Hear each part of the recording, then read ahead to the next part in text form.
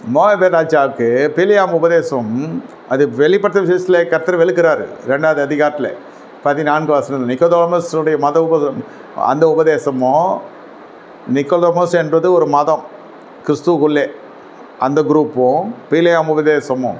பிலேயாம் உபதேசம் இனி வரைக்கும் சபையில் இருக்குது, எல்லா சபையிலும். இங்கே இருக்காது, என் உயிர் இருக்கிற வரைக்கும் இருக்க விட மாட்டேன். நம்ம சபைன்னு இல்லை, இது தேவ சபை சொல்கிறேன்.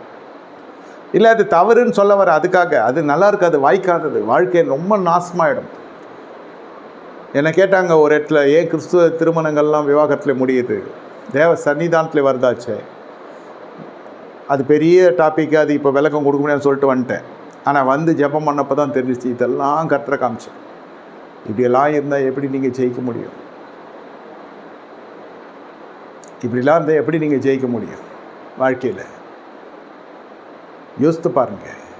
உங்கள் இருதயம் கலங்காத்திருப்பதா?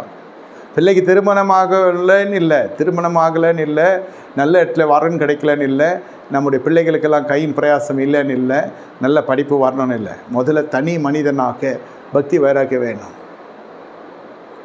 உங்கள் வீட்டில் கூட வச்சுக்கோங்க, கணவனை நான் அற்பமாக எண்ண மாட்டேன், மனைவியை நான் தூசிக்க மாட்டேன். என் கூட வாழ வந்திருக்க பெண்மணி, ஒரு பெண்மணி என்னோட வாழ கர்த்தர் இணைத்திருக்கிறார், அதை தூசிக்க மாட்டேன், அதை என்ன செய்ய மாட்டேன், அதை நான் வந்து அறிவுறுக்க மாட்டேன், அதை ஈனமாக பேச மாட்டேன்.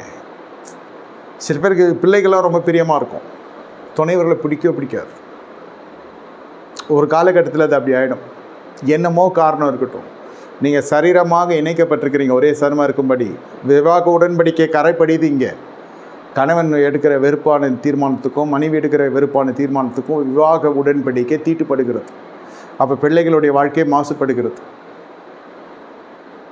பக்தி வைராக்கியம்லே கிடையாது. காலையில் விடிஞ்சோடனே சண்டை, அதாவது விடியல் வந்தோடனே சண்டை வந்துடும்.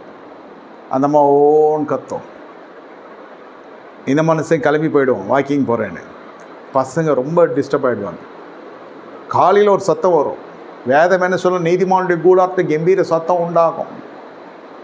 அதெல்லாம் கிடையாது, சர்ச்சோடு முடிஞ்சிச்சு. அது இந்த அவல சிந்துக்கெல்லாம் காரணம் என்னென்னா, நமக்கு பக்தி வைராக்கியெல்லாம் கிடையாது. எப்படியாப்பட்ட துஷ்ட பெண்மணியாக இருந்தாலும் உங்களுடைய பரிசுத்தாவின் கனியில் டச் ஆகிடுவாங்க. ரகசியம் இது.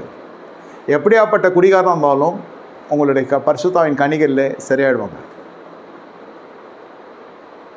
சந்திக்கப்படுவாங்க. உங்கள் பிரசங்கம், உபவாசம், ஜபம்லாம் நிறுத்திட்டு கனிகளை பயன்படுத்த ஆரம்பிங்க, சகிக்க பயன்படுத்த ஆரம்பிங்க. பக்தி வைராக்கியம் எதிரியாத்